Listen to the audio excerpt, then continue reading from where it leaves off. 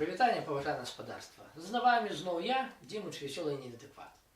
І сёння я пачну вам чытаць роман Сергея Пісецкага «Каханак Великой Медведицы». Сегодня прочитаю первую главу. Кто таки Сергей Пісецкі? Это выходец з Ракова, з тэрыторыі цяперашняй Беларусі. Ён маў вельмі цікавы і складаны лёс. Фактычна ён на сваім карку паспрабаваў все, что было ў тыя часы.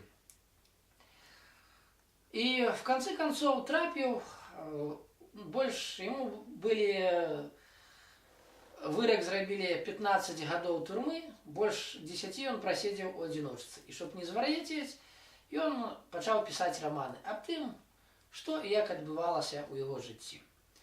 Романы яго былі ў свой час вельмі папулярныя в Европе, да і ва ўсім свеце. Читать буду по принципу подкаста, то есть картинку не обовязково весь час глядеть, можно уладковаться поудобнее, альбо включить навушник, Bluetooth гарнитуру и заниматься своими справами. Готовать есть, прибирать хату, ехать кудысьці за стырном, да любыми другими справами. Итак, паважаныя, пачинаем. Первая частка. Под колами великого воза. На границе дождь обдымая, а солнце высушить, лес от кули захавая, ветер кроки сглушить с песни перамытников. Гэта была моя первая дорога. Нас ішло 12. Я и еще 9 перамытников. Вёл у группу машинист Юзик Трафіда. Бывалы, досведчаны проводник. Тавер пільнаваў жит Лёха Цилиндр. Ножки мели легкие. Кожная по 30 фунтов. Але были яны досыць вялікія, бо товар несли дорогие. Панчохи, шалики, рукавички, шаўки, гальштуки, грабенчики. Патанаючы у змроку, сядзелі мы ў доўгім, вузкім і вільготным канале, які праходзіў пад стромністым насыпам. Угары бегла дарога, што вела з Ракова на паўднёвы ўсход да граніцы. Сзаду мігацелі агеньчыкі паморшчыны. Наперадзе была граница. Адпачывалі перед яе пераходам. Хлопцы, скрытыя ў канале, хаваючы папіросы рукавы куртак, курылі апошні раз перед пераходам. Курылі паволі, хціва. Вцягваючы ў грудзі тытунёвы дым, некаторыя паспяшаўшыся ўцягнулі другую папіросу. Сядзелі на кукішках, абапёртыя на вільготныя сцены канала плячыма, на якіх пасамі былі ўмацаваны вялікія, як пляцакі ножкі. Я сядзеў з краю, побач, каля выйсця з канала. На цёмным фоне неба маячыла невыразная постаць Трафіды.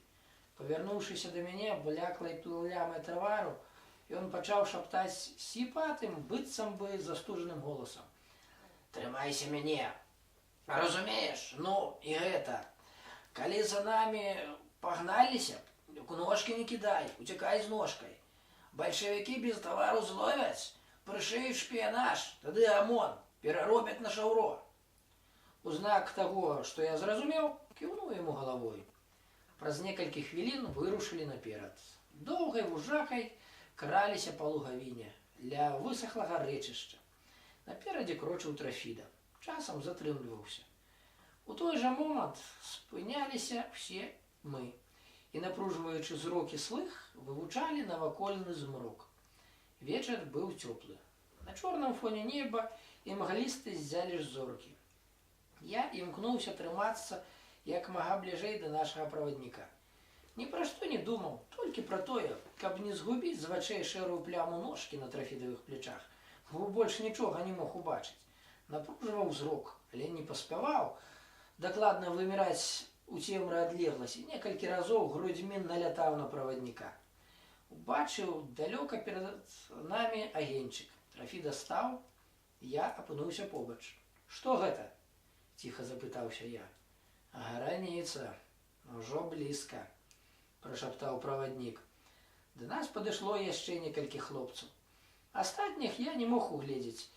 Яны паселі на вільготнай траве, Трафіда знік у цемры, пайшоў разведаць пераход праз граніцу. Калі праз некалькі хвілін вярнуўся, да нас выпавіў ціха і, як мне падалося, нават весела. «Ну, братва, Шуруем далей, масалкі кемарець. Рушылі ў дарогу. Крочылі досыць хутка. Я трохі хваляваўся, але не баяўся зусім. Магчыма таму, што не разумеў, на якую небяспеку нарываюся. Цішыня, таямнічасць нашага паходу і нават само слова «граніца» мяне толькі ўзбуджала. Нечакана Трафіда спыніўся. Я затрымаўся ля яго. Некалькі хвілін прастаялі без руху. Раптоўна праваднік зрабіў шырокі рух рукой, як бы працінаючы паветра з поўначы на поўдзень, і ціха кінуў мне: «Граніца». Адразу пакрочыў наперад. Не адчуваючы зусім цяжару ножкі, я накіраваўся за ім. Напружваў увесь зрок, каб не згубіць з вачэй шэры квадрат ножкі. Зноў пайшлі павольней. Я адчуў новую небяспеку, але не мог адгадаць, якую. Праваднік замер, доўга ўслухоўваўся. Пасля, абмінаючы мяне, пайшоў назад. Я накіраваўся за ім, але ён затрымай: «Чакай!» Неўзабаве вярнуўся са шчуром, шчуплым сярэдняга веку перамытнікам, вельмі спрытным і смелым. Той ішоў без ножкі, бо яе на нейкі час узяў хтосьці з сяброў. Спыніліся побач са мной. «Пойдзеш логам, рэчку пяройдзеш па камянях», – шаптаў Трафіда. «Каля кабылінай галавы?» – запытаўся шчур. «Так, чакай на другім баку». «Ого!» – адказаў шчур і хутка знік у цемры. Праз хвіліну рушылі і мы. Трафіда паслаў шчура на зман. Калі б яго затрымалі, павінен быў ратавацца ўцёкамі, альбо злоўлены так лямантаваць, каб мы яго пачулі і паспелі ўцякчы. Пераправы праз рэчку былі заўсёды рызыкоўнымі. Тут найчасцей на нас рабіліся засады. Гэта было тым прасцей, што існавала мала прыдатных мясцін для пераправ. Ведаючы пра гэта, пагранічная ахова часта займала іх. Былі на рэчцы і брады, аднак нам не заўсёды хацелася залазіць глыбока ў ваду, каб пасля мокрымі ісці далей. Рызыкуючы, пераходзілі граніцу ў небяспечных, але прыдатных для гэтага месцах. Павольна прадзіраліся праз шырокую паласу, густую, зарослую лазняком. Тым не менш рабілі шмат шуму. Ужо здалёк я пачуў булькат вады па каменнях, і неўзабаве мы затрымаліся на абрывістым беразе рачулкі. Моцна трымаючыся за лазавыя дубцы, я стаў каля Трафіды, чакаючы, што будзе далей. А ён лёг на бераг і памалу пачаў ссоўвацца ўніз. Праз хвіліну да мяне даляцеў прыглушаны лёскатам вады голас: «Спаўзай сюды, жвава!» Я лёг на бераг рачулкі, а пасля завіс нагамі ў паветры. Трафіда дапамог мне саскочыць. Потым ён памалу пасунуўся да процілеглага берагу, трымаючы мяне за плечо. Ногі слізгаліся па мокрых каменях, якія перакочваліся пад падэшвамі, рассоўваліся ў бакі. Нарэшце мы пераправу закончылі. Калі апынуліся на другім баку рачулкі і чакалі ў зарасніку астатніх, я заўважыў постаць, што высунулася з цемры. Хутка адскочыўся, я ледзь не ўваліўся ў ваду. Мяне затрымаў Трафіда. «Чаго ты? Гэта ж свой!» Сапраўды, гэта быў шчур, які разведаў месца каля пераправы ў некалькіх сотнях крокаў ад нас. «Всё клёва! Можна дыбаць далей», – сказаў ён Трафіду. Калі ўся група перабралася, вырушылі наперад. Зараз крочылі хутка, амаль не захоўваючы асцярожнасць. Неба крыху ачысцілася ад хмар, стала святлей. Цяпер без намаганняў мог назіраць за постаццю пярэдняга калегі. Прыкмеціў, што той час ад часу зменьвае накірунак. Не зразумеў толькі, з якой мэтай. Ішлі ўсё хутчэй. Я адчуваў сябе вельмі стомленым. Смылелі ногі, бо боты былі падзёртыя, а падчас пераправы набралі вады. З радасцю папрасіўся б у Трафіды адпачыць, але было неёмка. Сціснуўшы зубы, цяжка дыхаючы і з роспачу ў душы прабіраўся далей. Увайшлі ў лес. Тут было зусім цёмна. Мы падымаліся на стромкія ўзгоркі, спускаліся ў лагчыны. Ногі заплеталіся ў густой папараці, чапляліся за кусты, карані дрэў. Я адчуваў ужо нестомленасць, а нібы здрэнвацелася кожнай клетцы свайго цела, крочыў аўтаматычна. Нарэшце апынуліся на ўскрайку вялікай паляны. Тут Трафіда затрымаўся. Стоп, хлопцы! Перамытнікі пачалі скідаць з плячэй ножкі, а пасля класціся на зямлю, упіраючыся ў яе плячыма і галавой. Спяшаючыся, я скінуў шырокія палатняныя рамяні хатуля і пачаў рабіць практыкаванні, як і яны. Ляжаў, гледзячы ўдалечыню, прагна, на ўсе грудзі хапаў халоднае паветра. У галаве стаяла толькі адна думка. Каб не так ужо хутка вырушылі ў дарогу. Да мяне падсунуўся Трафіда. Ну як, Уладзік, намахаўся? Не! Ну, не кажы, я ведаю. На пачатку кожнаму цяжка. Мяне боты дрэнь, ногі баляць. А боты купім новыя, хромавыя. А пранешся на 102. Перамытнікі размаўлялі на паўголаса. Некаторыя курылі. Хлопцы, добра было пагрэцца, прагаварыў Ванька бальшавік. Мудра! Хапатліва падтрымаў Боляк лорд, які не абмінаў ніводнай аказіі да выпіўкі. Пачуўся ўдар далоні аб дно бутэлькі. Проста з рыльца Трафіда доўга піў гарэлку, закінуўшы галаву далёка назад. А пасля падаў мне на падпітую пляшку. Трымай, кульні сабе, лепей стане. Упершыню ў жыцці я піў гарэлку проста з рыльца. Цягні да канца, падахвочваў мяне сябра. Калі я выпіў гарэлку, ён падаў ладны кавал каўбасы. Хляба ў нас не было. Каўбаса мне падалася надзвычайнай. Еў з прагнасцю, не абдзіраючы скуры. Затым запаліў папяросу, якая таксама здалася на дзіва духмянай. Зрабілася весела. Адчуваў сябе выдатна. Па ўсім целе полымем разлілася гарэлка, дадала мне новых сіл. Амаль праз гадзіну адпачынку накіраваліся далей. Цяпер яшчэ больш пасвятлела. Прызвычайныя да змроку вочы без напругі адрознівалі ў некалькіх метрах ад мяне рухавую постаць Трафіды. Ісці стала лягчэй. Мінула стомленасць, не адчуваў ніякай трывогі. Прытым быў упэўнены ў нашым машынісце. На пагранічні Юзік Трафіда слыў надзейным, вельмі асцярожным правадніком. Ён ніколі не рызыкаваў. Наўра ішоў толькі тады, калі ўжо не было выйсця. Выдатна ведаў шляхі за граніцу і кожны раз зменьваў іх. Адной дарогай ішлі ў саветы, другой вярталіся назад. З ім найахвотней хлопцы хадзілі на работу. Яму гандляры давяралі самыя каштоўныя тавары. Юзік лічыўся шчасліўчыкам. Але шчасце перш за ўсё трымалася на ягонай асцярожнасці. Ён ніколі не блукаў. У найбольш цёмныя восеньскія ночы пры страшэнным бездарожжы рухаўся так упэўнена, нібы крочыў днём па добра знаёмай дарозе. Нюхам вычуваў напрамак. Гэта быў мой адзіны знаёмы ў мястэчку. Мы некалі разам служылі ў войску. Пасля сустрэліся ў Вільні, дзе я доўгі час бадзяўся без працы.